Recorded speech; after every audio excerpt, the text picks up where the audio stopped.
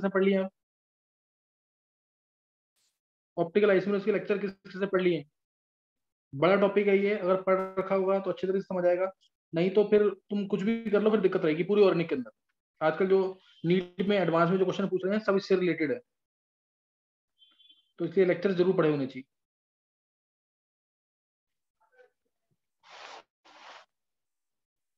एक कनिष्क को छोड़ के किसी ने नहीं पढ़ा? वेदांत ने पढ़ लिया? चलो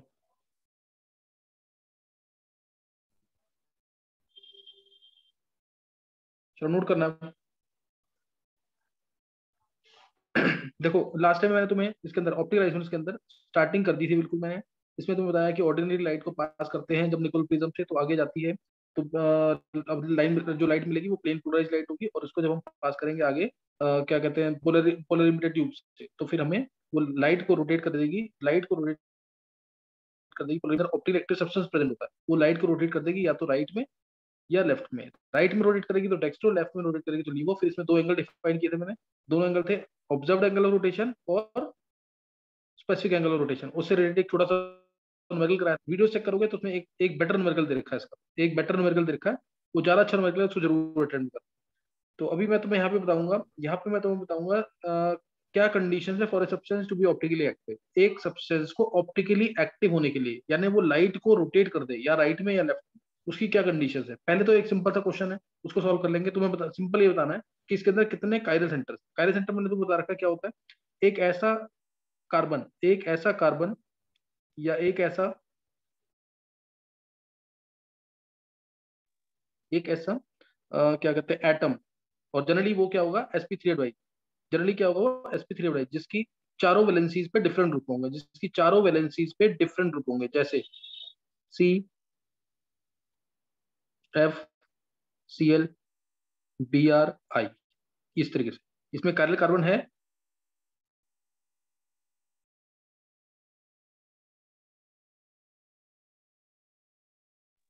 सही ना, इसके अंदर कायरल कार्बन है, तो ये सब्सटेंस ऑप्टिकली एक्टिव। ध्यान से सुनना वर्ड्स, ये कायरल कार्बन है, ये कायरल कार्बन है, तो ये कंपाउंड जो है ये ऑप्टिकली एक्टिव है, और ऑप्टिकली एक्टिव है तो रिजॉल्वेबल है। ये सारी टर्म्स पता होनी चाहिए। अब क्वेश्चन आया विच द फॉलोइंग इज रिजॉल्वेबल, तो इस तरह से सोचना है, विच इज रिजॉल्वेबल। जो ऑप्टिकली एक्टिव होगा वो रिजॉल्वेबल होगा किसमें, डी और एल फॉर्म में या आर और एस फॉर्म में, यानी वो एक कंपाउंड नहीं है, वो दो है। अगर एक कायरल सेंटर है तो हमेशा ऑप्टिकली एक्टिव होगा, एक कायरल सेंटर तो हमेशा ऑप्टिकली एक्टिव होगा। बस एक्सेप्शन है इसके अंदर, अमीन एक ये एक्सेप्शन चीज है, जैसे एन में मैंने लगा दिया, एच लगा दिया, डी लगा दिया, एम बी लगा दिया, तो इसमें भी कायरल सेंटर है और ये sp3p है, but this is not resolvable. इसमें कायरल कार्बन है but then also it is not optically active, it is optically inactive. ये अमीन इन्वर्जन के अंदर आएगा टॉपिक, वो भी बताऊंगा तुम्हें लेक्चर्स में, मैंने दे रखा है अमीन इन्वर्जन के अंदर आएगा टॉपिक। तो ये एक्चुअल में अपनी मिरर इमेज में एग्जिस्ट करता है, दोनों एक दूसरे के अंदर बहुत फास्ट रेट से कन्वर्ट होते हैं, जिसकी वजह से हम इनको सेपरेट नहीं कर सकते। तो ये एक कायरल सेंटर तो हमेशा ऑप्टिकली एक्टिव, एक्सेप्शन बताया उसको ध्यान में नहीं रखना, एक कायरल सेंटर तो हमेशा ऑप्टिकली एक्टिव। और ऐसा नहीं है कि कायरल सेंटर नहीं है, अगर कायरल सेंटर नहीं है तो ऑप्टिकल एक्टिव नहीं हो सकता, तब वो ऑप्टिकल एक्टिव कई केसेस में हो सकता है। जैसे एग्जांपल कोई दे सकता है, मैंने तुम्हें बताया हुआ सबको, कायरल सेंटर नहीं है then also it is optically active. कोई एग्जांपल दे सकता है, इसकी दो एग्जांपल्स हैं। मेन कंडीशन इसकी क्या है ऑप्टिकल एक्टिव होने की, it should be non super imposable on it's mirror image, substance should be non super imposable on it's mirror image, mirror image पे नॉन सुपर इम्पोजेबल होना चाहिए। जैसे ये एग्जांपल अगर तुम्हें याद हो एलिन्स का, दो डबल बॉन्ड एक साथ, तो क्या होगा वो, दो डबल बॉन्ड एक साथ तो ऑप्टिकली एक्टिव, याद आ गया कि नहीं है। या फिर दो फिनाइल ग्रुप्स और कम से कम तीन पर क्या हो बल्कि ग्रुप, तो जैसे COOH NO2, COOH NO2, इस तरीके से, तो ये भी ऑप्टिकली एक्टिव हो। इसको मैंने शायद टर्म यूज नहीं किया, एट्रोपी आइसोमरेज कहते हैं। Ortho substituted biphenyls can also show optical isomerism, ortho substituted biphenyls with sufficient bulky groups can also show optical isomerism, this is called as atropisomerism. इसका किसी को भी रीजन याद है?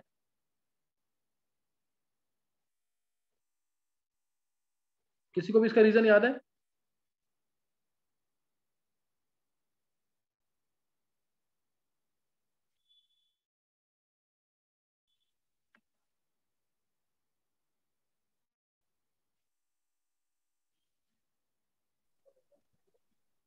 हाँ हाँ, वेदांत वेदांत एक्सप्लेन कर पाएगा क्या?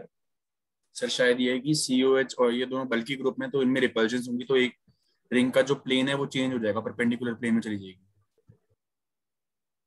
हम्म।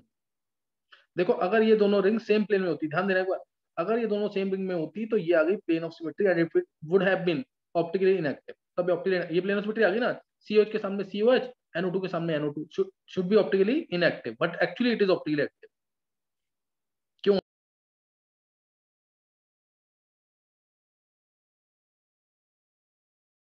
देखो इसके अंदर क्या है, ये वाला रिंग जो है, ये रिंग जो है ना, ये रिंग जो है, एक मिनट,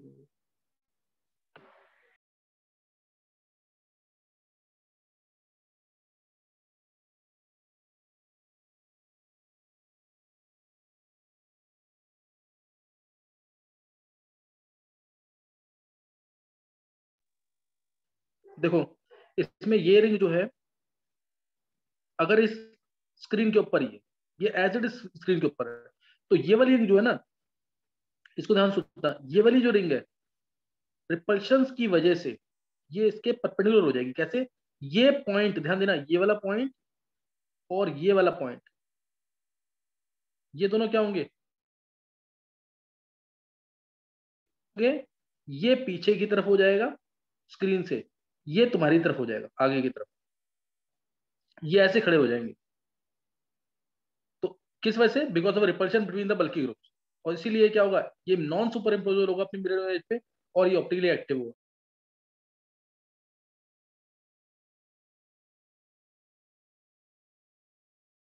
हाँ, समझ आया कि नहीं है?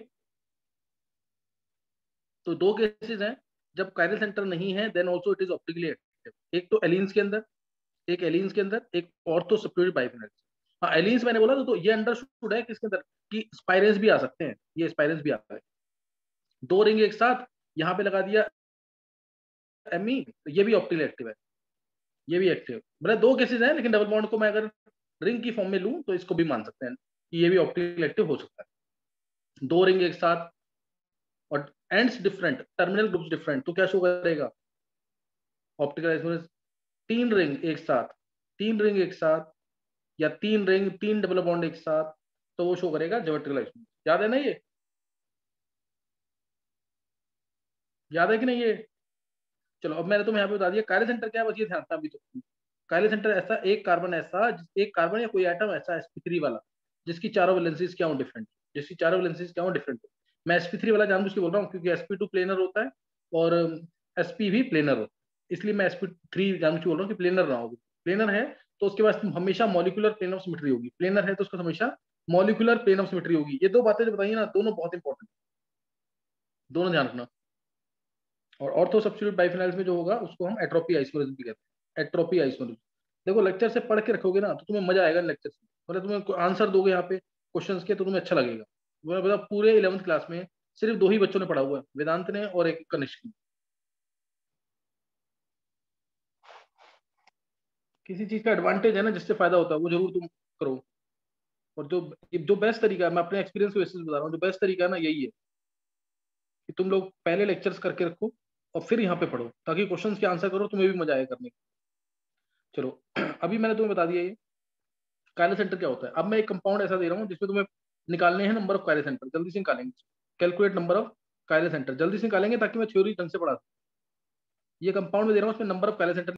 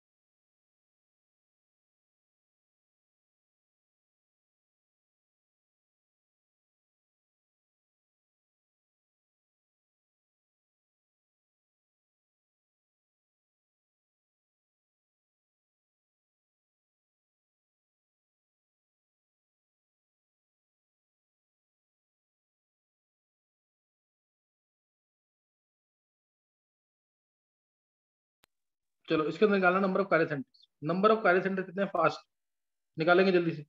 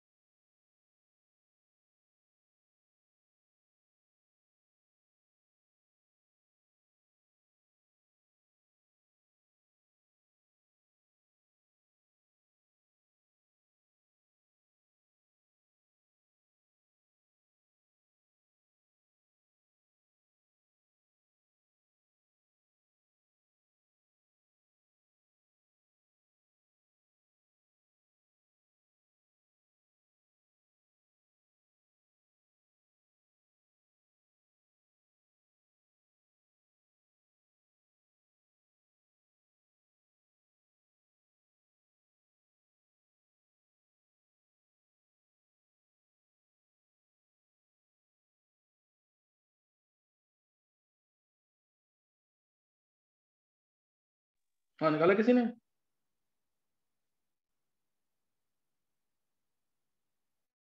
वेदांत, कनेश,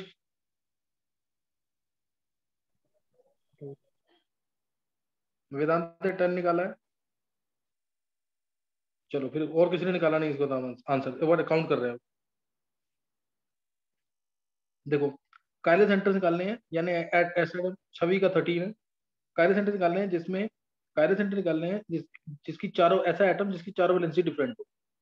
कायरल बोला है तो sp3 जरूर होना चाहिए। प्रथम का 13। चलो देखते हैं एक बार। देखो ये रहा एक, n हो गया एक, ये 2 हो गया, सिद्धि का 10, ये 3 हो गया, ये 4 हो गया, ये 5 हो गया, ये 6, ये 7, ये 8,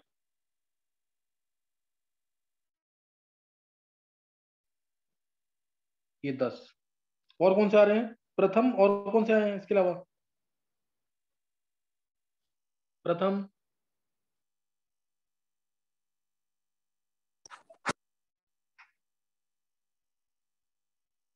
प्रथम इसके अलावा कौन से आ रहे हैं?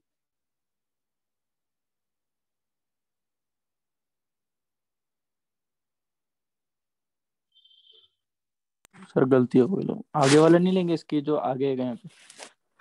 ये sp2 है ना, ये sp2 है, ये sp2 है। नहीं समझ आया? Yes sir. गलत मत करो इस चीज को, इंपॉर्टेंट चीज है काफी। चलो मैंने एक करवा दिया, ये लेक्चर्स पढ़ोगे तो उसमें बहुत सारे देखोगे, शायद 4-5 दे रखोगे जिसमें कार्य सेंटर निकालने हैं और अच्छे क्वेश्चन होंगे।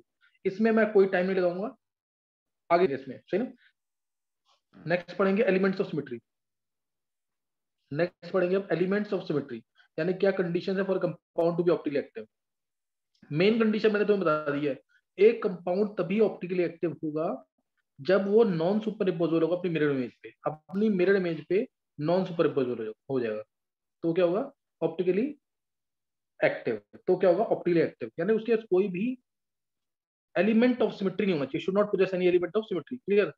compound can be optically active, compound can be optically active if it does not have any element of symmetry like center of symmetry or axis of symmetry। ना तो इसके पास कोई center of symmetry हो, ना कोई plane of symmetry। center of symmetry और दूसरा plane of symmetry, ये दोनों नहीं होने चाहिए। center of symmetry और plane of symmetry, ये दोनों चीजें नहीं होनी चाहिए। और इनको बोलते हैं हम, इनको क्या बोलते हैं? Reflective elements of symmetry. इसको रिफ्लेक्टिव सिमेट्री बोलते हैं। ये पढ़ा रखा होगा पूरा, मैंने लेक्चर्स जो भेजे हैं तुम्हें उसमें होगा, ये रिफ्लेक्टिव सिमेट्री। अगर ये दोनों, इन दोनों में से कोई एक भी आ गया, then compound can not be optically active. इन दोनों में से कोई एक भी आ गया, compound can not be optically active, तब कंपाउंड ऑप्टिकली एक्टिव नहीं होगा।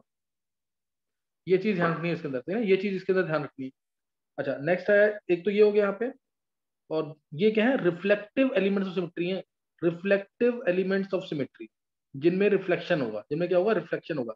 और एक होता है रोटेटरी एलिमेंट्स ऑफ सिमेट्री, उससे फर्क नहीं पड़ेगा ऑप्टिकली एक्टिव में, ऑप्टिकली एक्टिविटी में और इनएक्टिविटी के अंदर, इससे फर्क नहीं पड़ेगा।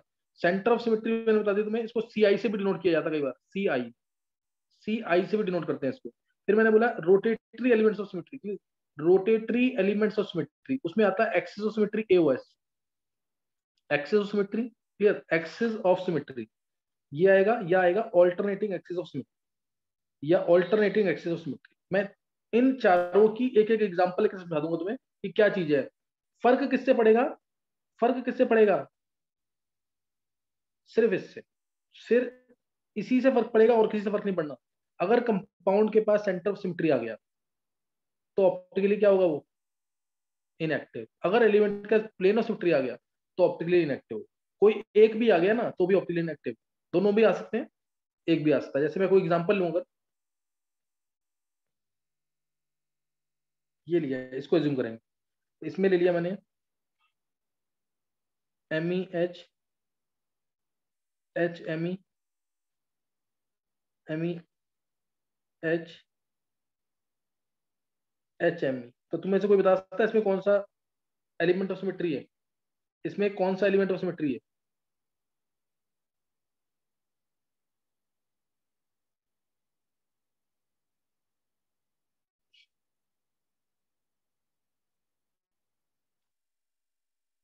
सेंटर ऑफ सिमेट्री क्या है इसमें?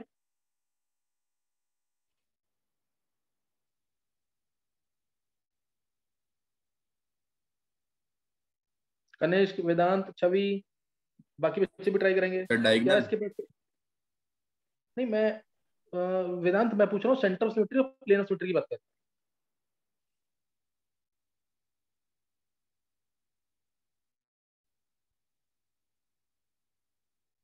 नहीं समझाया Vedant? Sir centre of symmetry.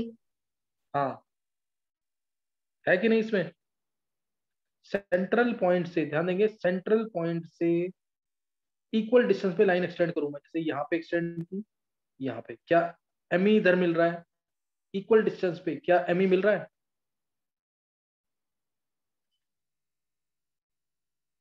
बोलो, हर एक पॉइंट पे सेम एटम मिलने चाहिए तो सेंटर ऑफ सिमेट्री हो। तो सेंटर ऑफ सिमेट्री इसके पास नहीं है, सेंटर ऑफ सिमेट्री इसके पास नहीं है। प्लेन ऑफ सिमेट्री है क्या इसके पास? प्लेन ऑफ सिमेट्री समझ लो पहले इसमें, इसी कंपाउंड में क्या प्लेन ऑफ सिमेट्री है इसके पास? एक ऐसा प्लेन जो इस मॉलिक्यूल को दो इक्वल हाफ्स में डिवाइड करे, एक ऐसा प्लेन जो इस मॉलिक्यूल को दो इक्वल हाफ्स में डिवाइड करे, such that one half is exactly super imposable on the other. ये मिरर इमेज देखो, ये है, ये देखो, इस प्लेन कंसिस्टिंग ऑफ दिस, यहाँ पे प्लेन मान रहा हूं मैं,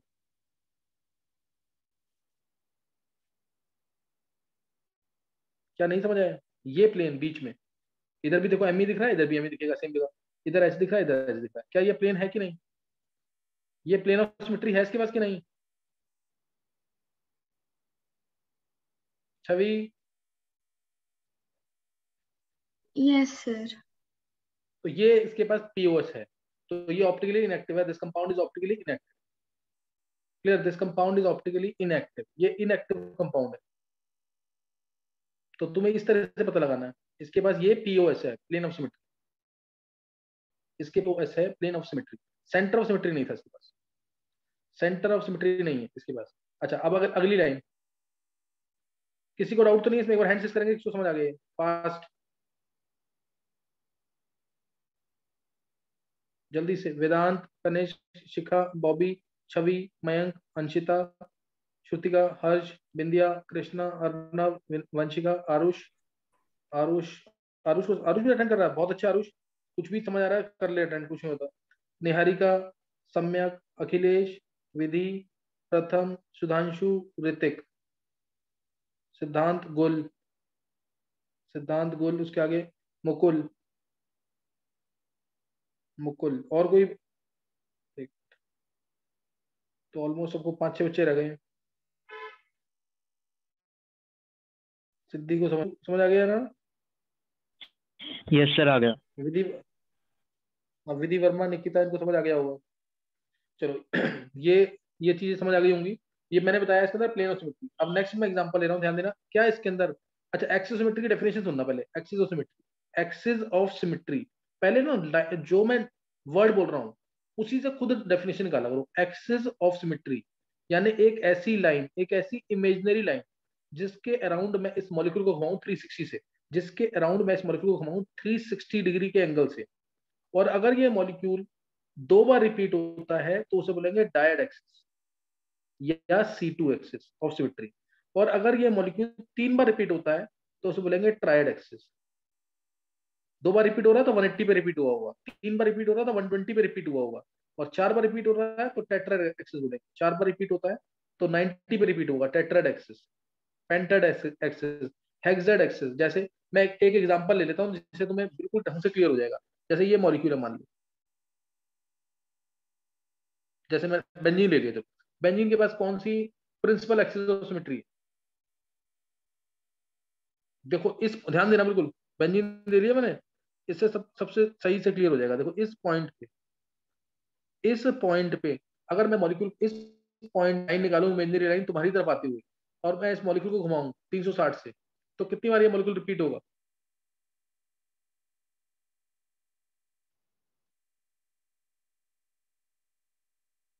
कितनी बार ये मॉलिक्यूल रिपीट होगा? बोलो। 6 बार रिपीट हो जाएगा ना। 60 पे रिपीट होगा, 60 पे रिपीट होगा, 60 पे रिपीट होगा। वो भी 3 बार क्यों, 6 बार रिपीट नहीं होगा?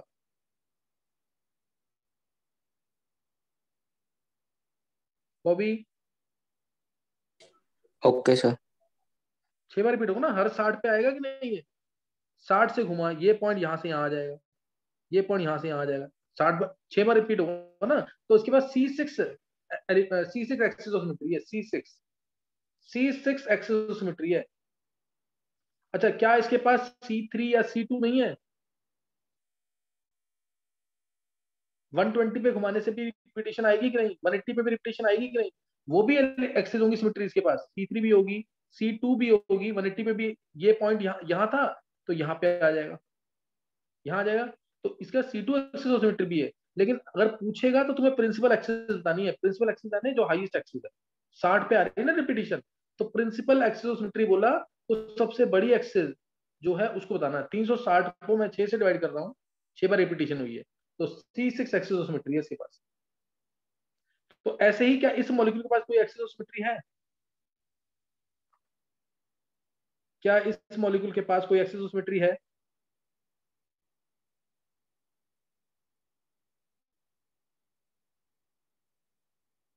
वेदांत,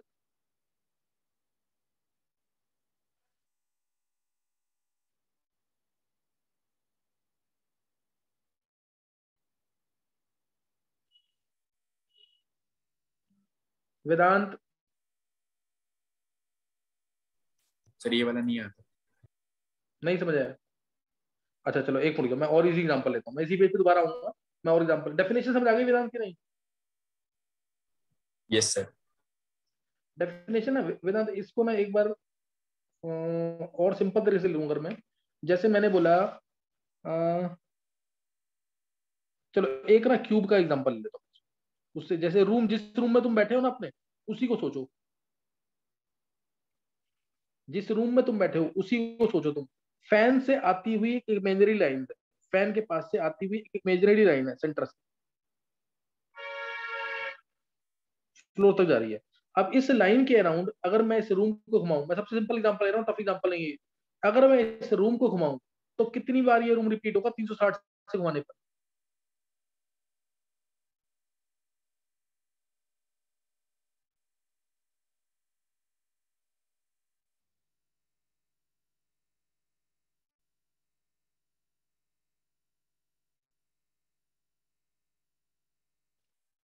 वेदांत कितनी बार रिपीट होगा?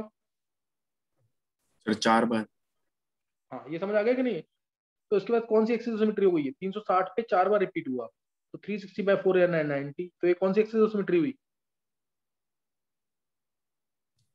Sir deck x. कौन सी हुई? नहीं। टेट्राहेड, टेट्राहेड। ये सर टेट्राहेड। अभी समझ आ गया कि नहीं ये? ये सर आ गया। अब अगर मान ले इस पॉइंट को मैंने मिलाया इससे, डायगोनली ऑपोजिट जो है, अब इस लाइन, इस इमेजिनरी लाइन के अराउंड अगर मैं इस रूम को घुमाऊं, इस इमेजिनरी लाइन के अराउंड इस रूम को घुमाऊं, तो कितनी बार रूम रिपीट होगा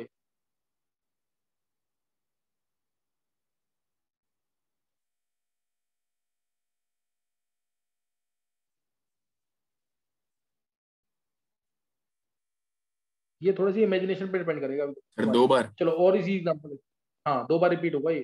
तो ये C2 एक्सिस ऑफ सिमेट्री, तो ये C2 एक्सिस ऑफ सिमेट्री। ऐसे ही मैं अगर डायगोनल ले लूंगा कैसे और इसके अराउंड घुमाऊं, तो ये तुम्हें थोड़ा सोच, ये थोड़ा इमेजिनेशन पे डिपेंड करेगा। डायगोनल के अराउंड इस रूम को घुमाऊं तो ये कितनी बार रिपीट होगा, ये सब चीजें। ये ट्राइड एक्सिस होगी, 3 बार रिपीट होगा ये, 120 पे आएगा सेम। तो ये भी छोड़ दो, ये थोड़ा टफ पड़ जाएगा, सोचना मुश्किल हो जाएगा, सोचना इस चीज को। अच्छा अभी मैं तुम्हें और इजी तरीके से समझा रहा हूँ। जैसे मैंने तुम्हें बोला ये ले लो, बिल्कुल सिंपल एग्जांपल, साइक्लोप्रोपेन, साइक्लोप्रोपेन। अब बताओ इसके अंदर कौन सी axis of symmetry, plane of symmetry है इसके पास कि नहीं? इसी में चेक कर लो और अच्छे तरीके से समझ आ जाएगा। तो इसका प्लेन ऑफ सिमेट्री है कि नहीं?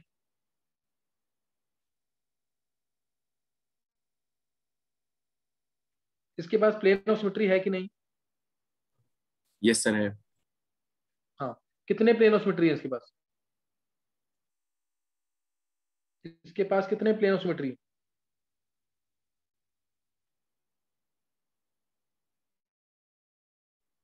देखो ध्यान देना इधर। वेदांत बोलना आंसर। 2। वेदांत, छवि, मयंक। 2, चलो सही है, एक बार देखते हैं। मयंक बता कैसे 3 है? मयंक तेरा आंसर बिल्कुल सही है, 3 है। सर तीनों एंड से हो जाएगा। तीनों एंड से, चलो एक बार देखते हैं। ये देखो जैसे ये एक इस प्लेन के अराउंड इस मॉलिक्यूल को ऑब्जर्व करें तो उसके पास क्या आएगा, दोनों साइड सेम चीज आएगी। तो ये प्लेन ऑफ सिमेट्री, एक यहाँ से, थोड़ा सा ऑब्जर्वेशन को बढ़ाओ अपनी। ये आ गया दूसरा प्लेन, और ऐसे ही यहाँ से तीसरा प्लेन। समझ गया कि नहीं? है नहीं क्लियर सिमेट्री? एक यहाँ से, एक यहाँ से, और एक यहाँ से। सर एक सेंटर से भी तो निकलेगा। प्लेन, प्लेन की बात कर रहे हैं वेदांत, प्लेन की बात कर रहे हैं। Plane of yes sir. Symmetry, एक ऐसा प्लेन, लाइन नहीं, प्लेन। वेदांत थोड़ा सा सोच एक बार, मैं प्लेन बोल रहा हूँ। Yes sir. अभी क्लियर हुआ कि नहीं? यस सर हो गया। अच्छा, क्या इसके पास सेंटर ऑफ सिमेट्री है? क्या इसके पास सेंटर ऑफ सिमेट्री है? ये सेंट्रल पॉइंट, इक्वल डिस्टेंस पे लाइन एक्सटेंड करो। If we are meeting with the same atom और same group, then it is said to possess centre of symmetry. जैसे मैं इधर गया तो यहाँ पे कार्बन मिला, क्या नीचे कार्बन मिला मेरे को? नहीं, तो इसका सेंटर ऑफ सिमेट्री कभी नहीं हो सकता। नहीं समझ आई बात? नहीं समझ आया?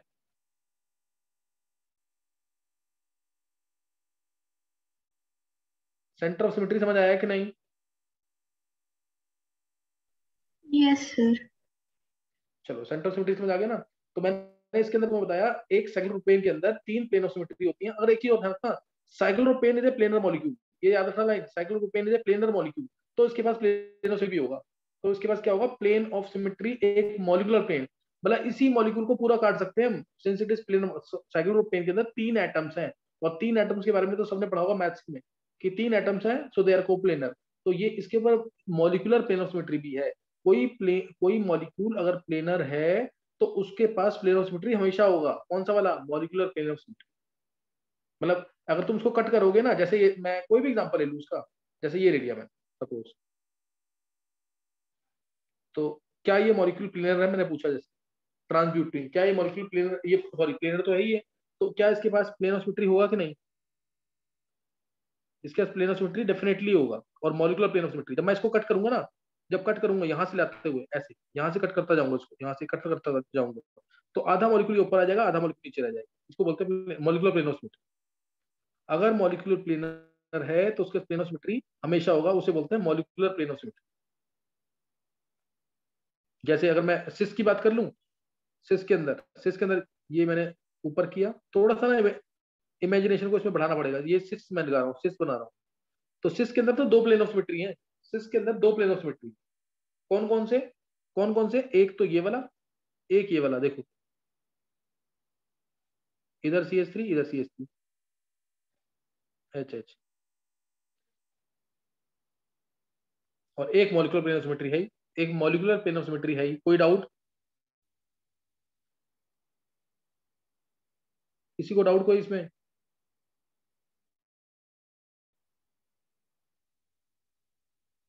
चलो ये तुम्हें समझ आ गया, मैंने मान लिया। साइक्लो प्रोपेन के अंदर मैंने तुम्हें क्या चीज बताई कि इसके अंदर कोई COS नहीं है, 3 POS है। और अगर ये प्लेनर कंसीडर करते हैं, प्लेनर हालांकि है ये, तो इसका एक और प्लेन ऑफ सिमेट्री होगा, that is called as molecular plane of symmetry. Molecular plane of symmetry अभी तुम्हें नहीं मानना है, उसको देख सोचते हुए आंसर देना मेरे को। अगला क्वेश्चन देखेंगे। और एक्सिस ऑफ सिमेट्री है इसके पास कि नहीं? Axis of symmetry, axis of symmetry ये भी समझो, इसी के अंदर एक ही मॉलिक्यूल में सब कुछ समझ लो। एक्सिस ऑफ सिमेट्री इसके अंदर है कि नहीं?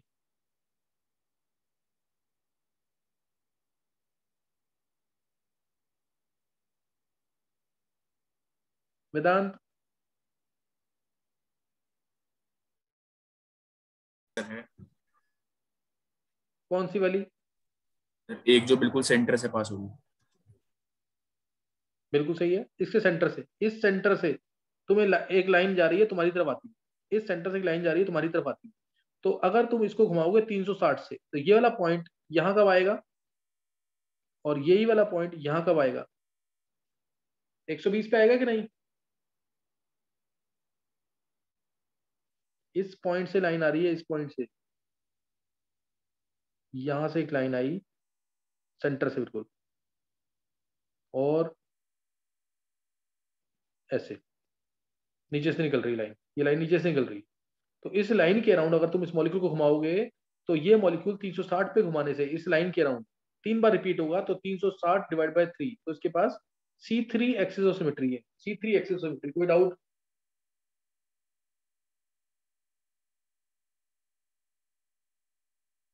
किसी को डाउट कोई?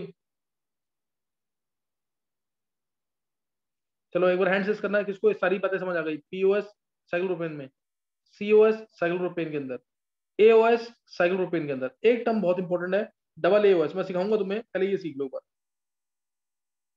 हैंड रेज करना एक बार। मयंक को समझ, अकेले मयंक को समझ आया? हाँ जल्दी से हैंड रेज कर देंगे जिसको समझ आ गया है। शिखा, छवि, वेदांत, अंशिता, अखिलेश, श्रुति, सम्यक, वंशिका, कृष्णा, बिंदिया, सुलांशु, आर्यमन, विधि, प्रथम, नेहिका, हर्षित, ऋतिक, गुल, मयंक।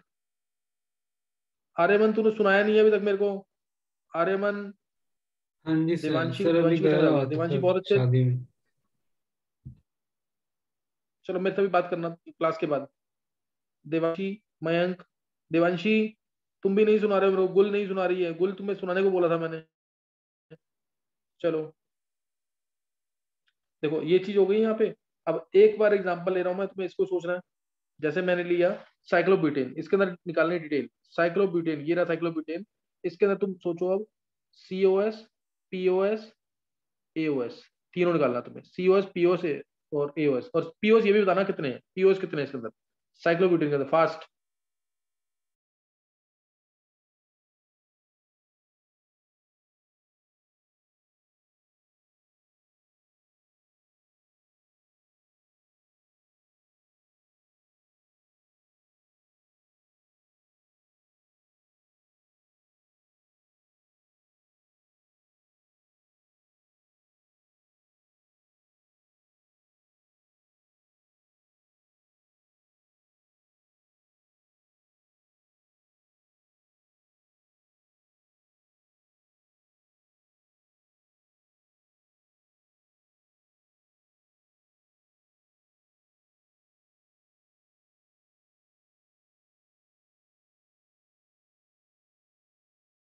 चलो आंसर बोलना किसी को, क्या मैं आंसर बोल रहा हूँ उसका, आंसर निकाला किसी ने? चलो एक बार रीज्वाइन करना, फिर मैं आंसर बोल रहा हूँ उसका।